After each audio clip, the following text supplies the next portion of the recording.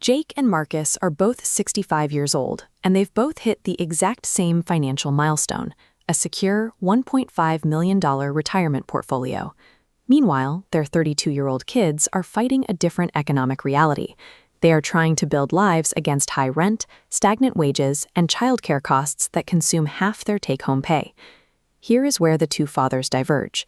Jake keeps his entire $1.5 million invested for his own retirement, planning to pass it down.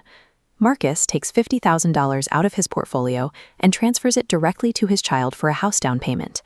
If you ask a traditional financial advisor, they will tell you Jake is making the responsible choice to protect his compound interest, while Marcus is taking a risk with his safety net. Jake sleeps easily at night. He logs into his brokerage account, sees his untouched net worth growing at a steady 7%, and feels secure. Marcus feels a sharp spike of anxiety. He looks at his slightly smaller account balance and worries about what happens if medical bills pile up 20 years from now.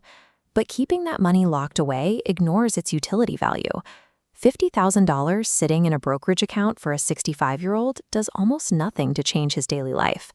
That exact same amount could remove the weight of monthly rent increases for a 32-year-old. On paper, Jake's plan looks bulletproof, but he has just locked his wealth into a timeline that may no longer align with his family's greatest period of financial need.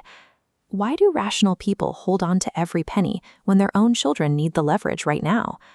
The answer is a biological reflex called anticipatory regret.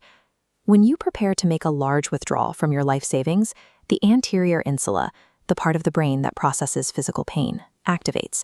Your nervous system treats spending that money as an active, physical threat to your survival.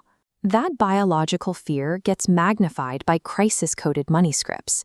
This generation watched the market collapse in 2008, seeing institutions like Bear Stearns evaporate to $2 a share. Their brains learned that the economy can take everything away without warning, so they never stop hoarding. The financial industry reinforces this trauma. Wealth managers are paid a percentage of the total assets they keep under management.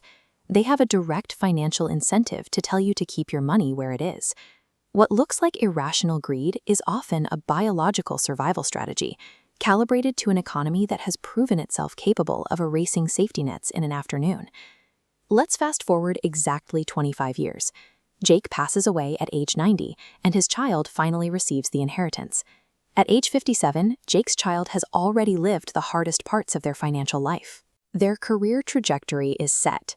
Their mortgage is mostly paid, and the sudden influx of wealth simply upgrades their existing lifestyle.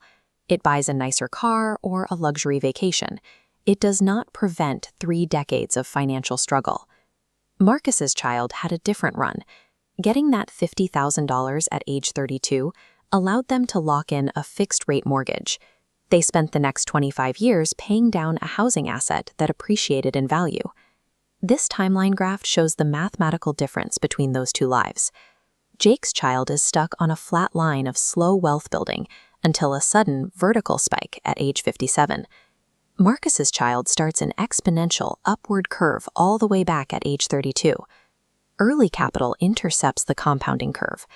Because Marcus's child secured a house 25 years earlier, the appreciation on that property creates a widening gap in total lifetime equity that late capital can never catch.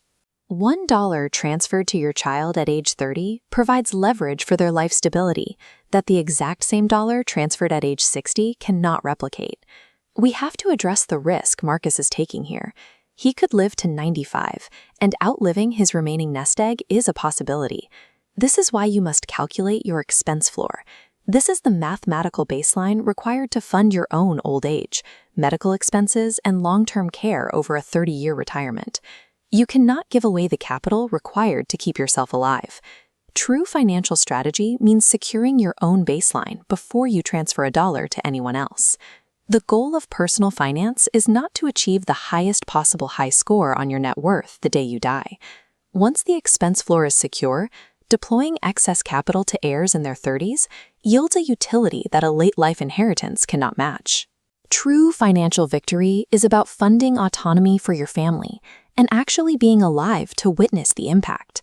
If you want to understand the hidden math behind decisions like this, subscribe to Wealth Psyche. I'll see you in the next one.